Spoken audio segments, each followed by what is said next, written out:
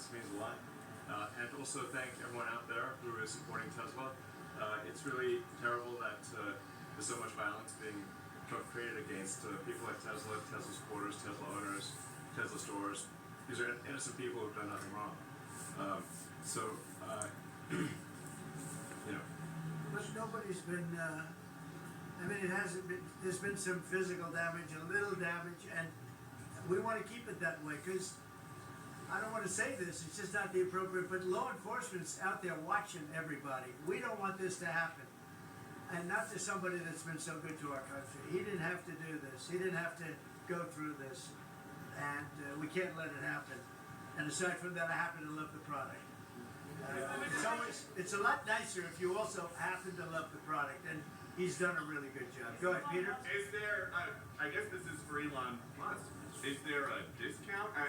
President Trump broke the art of the deal. Is there any kind of room for negotiating here? Let me answer that. I know he'd give me a discount, but honestly, I don't want to ask for one. You know, I'm president, so I want to pay full price. And what is your message, President Trump, buying a new car while there are some folks who will see this clip at home and they are struggling with their retirement accounts down at the moment, uncertainty about work ahead?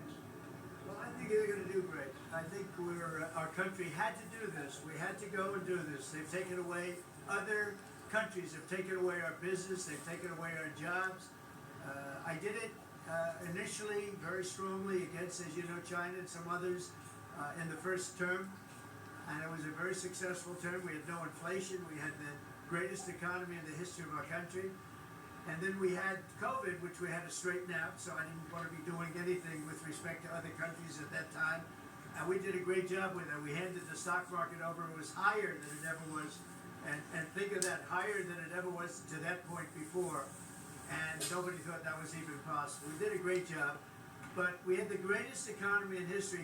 This economy, in my opinion, is going to blow it away. But what I have to do is I have to get the workers back. I have to get the factories open. We have 90,000 factories and plants are closed from what you had just prior to NAFTA, which is not very long ago. 90,000, think of it, 90,000 factories and plants are closed from what it was. And it's just not right. So, and we gave it away. Presidents before me gave it away, and I can name every one of them.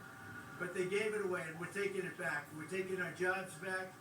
And one of the things I'll say, by the way, speaking of Tesla, he manufactures more cars. I mean, he opened this incredible plant, one of the largest plants in the world, in Texas. Could you talk about that? Yeah, it's worth noting that the Tesla cars have the most U.S. content of any cars on the market, so they're the most American made. We have the biggest factory and most advanced automotive factory in Texas that we've opened and continue to expand.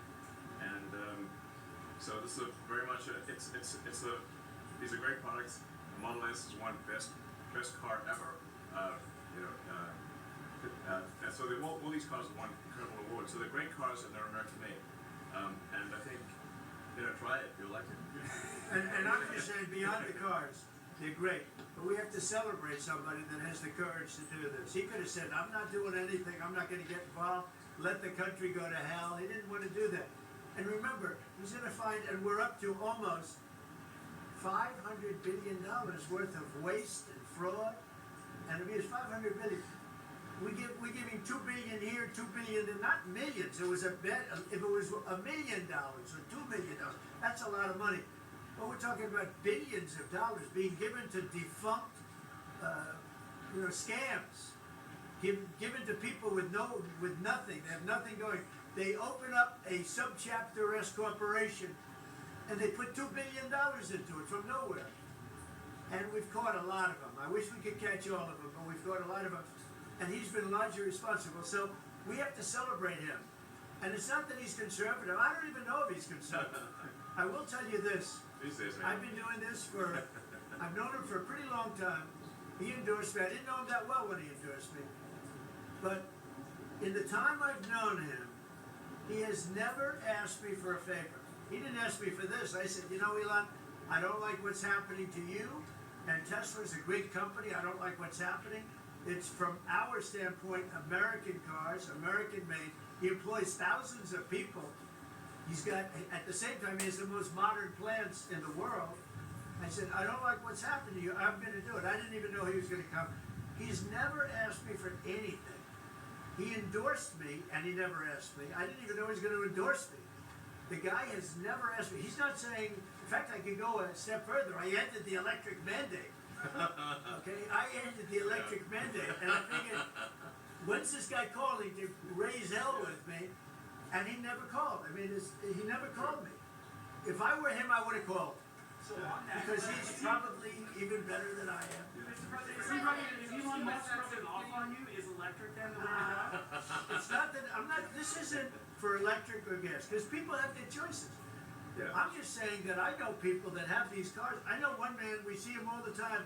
He has 5 of them. Yeah. He thinks it's and he was a big guy for Ferraris and other things. And he says, man, it blows him away. I know other people, they have 3, 4, they love them. They love them.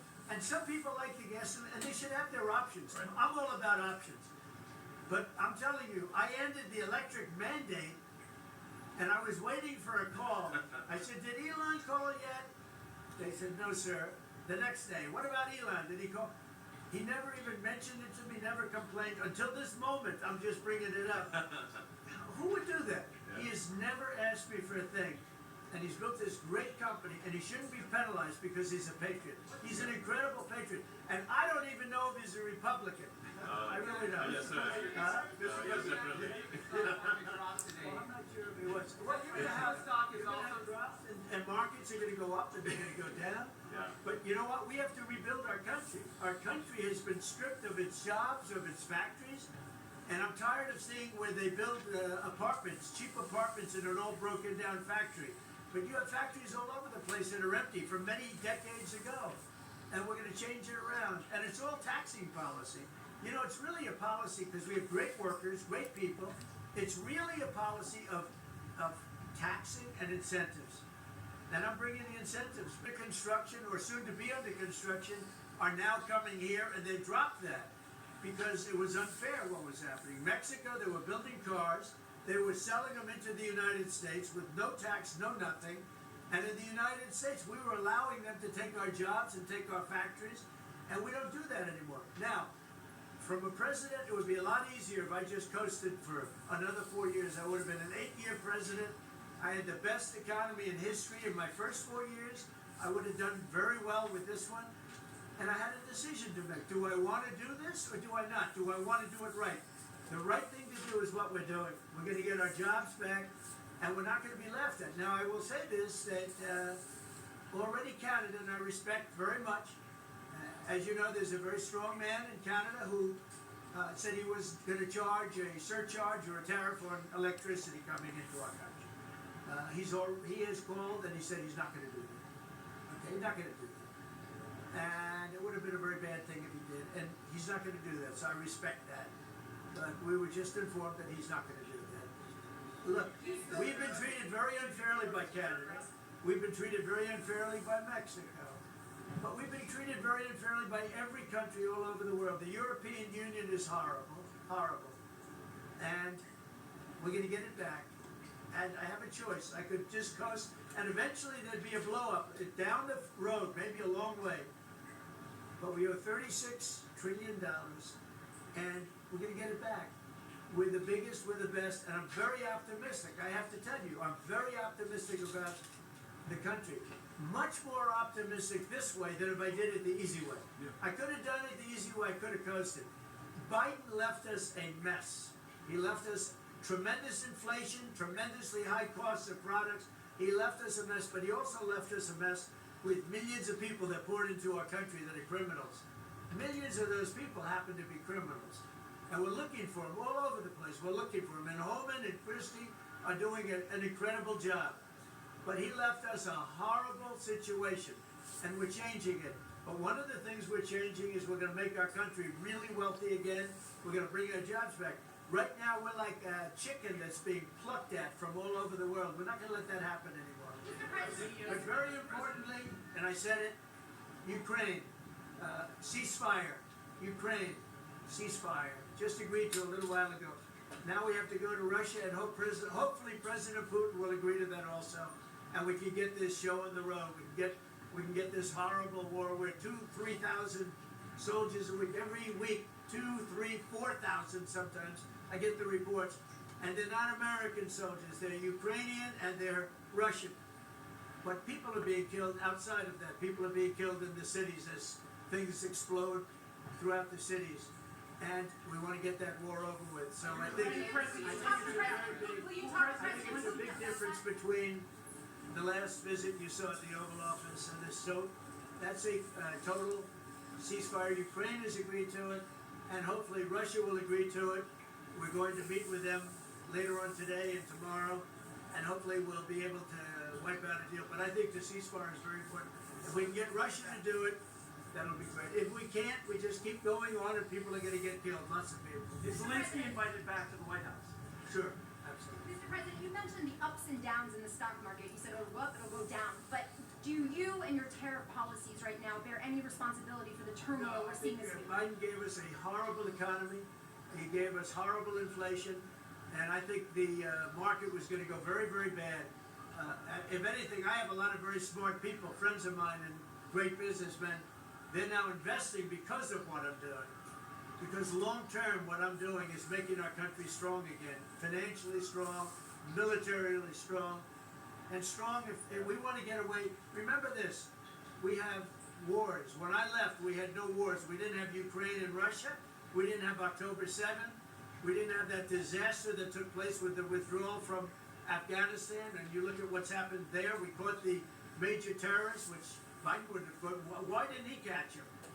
I caught him 5 weeks into the presidency. I caught the man responsible for Abigail, and he's going to pay hell right now. He's a bad dude. He's a bad guy. But we didn't have these problems. I had no inflation. I had a great economy. He gave you high prices. You couldn't buy bacon. You couldn't buy anything. And also, I inherited a situation with eggs. The price of eggs was through the roof. Well, now the price of eggs has come down a lot. Interest rates have come down. Gasoline prices have come down. It's all coming down. It's all a beautiful thing. I can do it the right way, the wrong way. We're doing it the right way. And I have tremendous confidence in this country and the people of this country. Tremendous confidence. Much more so than if I sat back for 4 years and had a good time in the Oval Office. I want to look at cars. I have an announcement to make that very helpful. I want to say, as a function of the great policies of President Trump and his administration, and as an act of faith in America, Tesla is going to double vehicle output in the United States within the next 2 years. It's a big deal. That's good. Thank you. And by the way, he makes one car. This one I don't understand. This one I don't want, but that's okay. Without a steering wheel. It comes out next year. Yeah. Explain that, please. Yes, well, the Cybercat starts production in Texas next year, and it's self-driving. We have so much confidence in the self-driving nature of it that it will actually not have a steering wheel. It will not have pedals. It'll either self-drive or not drive at all, but it'll self-drive. President Trump, And